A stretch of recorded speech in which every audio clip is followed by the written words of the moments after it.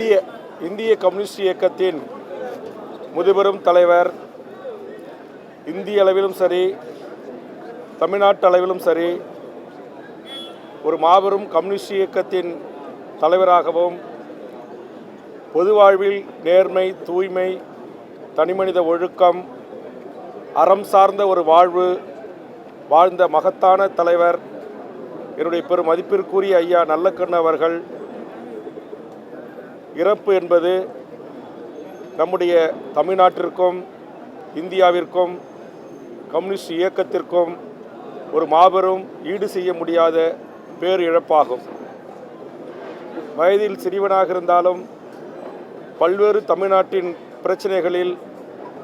அவரோடு சேர்ந்து பயணிக்கின்ற ஒரு நல் வாய்ப்பை பெரும் பேராக நான் கருதி, தமிழ்நாட்டில் தமிழக வாழ்வுரிமை கட்சி நடத்திய அனைத்து அரசியல் மாநாடுகளிலும், கருத்தரங்குகளிலும், கூட்டங்களிலும் எமது அடுத்த தலைமுறை, இளைய தலைமுறை, எமது கட்சி நிர்வாகிகளுக்கு ஐயா அவர்களுடைய இந்த நேர்மையான வாழ்வை,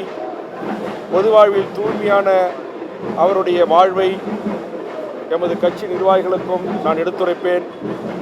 பள்ளி கல்லூரி மாணவர்களை சந்திக்கின்ற போதும்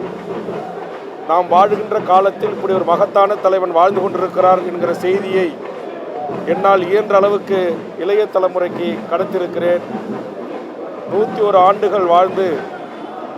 தன்னுடைய இறுதி மூச்சு வரை எளிமையாக எப்படி வாழ வேண்டும் என்பதற்கு இன்றைய இந்திய அளவிலான அரசியல் தலைவர்களுக்கு முன்னுதாரணமாக வாழ்ந்திருக்கிற அந்த மகத்தான தலைவனுக்கு எமது தமிழக வாழ்வுரிமை கட்சியின் சார்பாக செவ்வணக்கத்தை நாங்கள் உரித்தாக்குகிறோம். அவரை இழந்து வாடும் அவருடைய குடும்பத்தார்களுக்கும், உறவுகளுக்கும், இந்திய கம்யூனிஸ்ட் இயக்கத்தின் தோழர்களுக்கும் என் இரங்கலை பதிவு செய்கிறேன். தமிழ்நாடு அரசு கண்டிப்பாக அவரை போற்றுகின்ற, வணங்குகின்ற வகையிலும்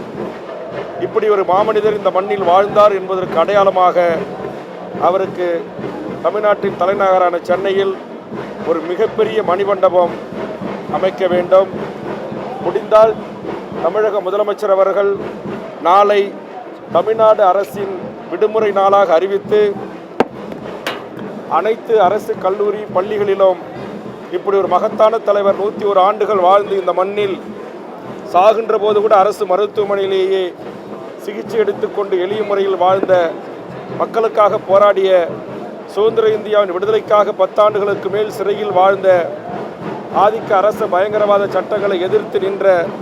சமத்துவ சமூக நீதி போராளி என்பதை எம் தமிழ் சமூகத்திற்கு எடுத்து கூறுகின்ற ஒரு நல்வாய்ப்பையும் தமிழ்நாடு அரசு ஏற்படுத்த வேண்டும். இனி வரும் காலங்களில் மாணவர் செல்வங்கள், கல்லூரியில் படிக்கின்ற மாணவர் செல்வங்கள் மதிப்பிற்குரிய ஐயா அவர்களை குறித்து தெரிந்து கொள்வதற்கான தமிழ்நாடு பாடத்திட்டத்தில் ஐயாவுக்கென்று ஒரு இடம் ஒதுக்கப்பட வேண்டும் என்கிற கோரிக்கையும் தமிழ்நாடு முதலமைச்சருக்கும் தமிழக அரசுக்கும் நான் முன்வைக்கிறேன்.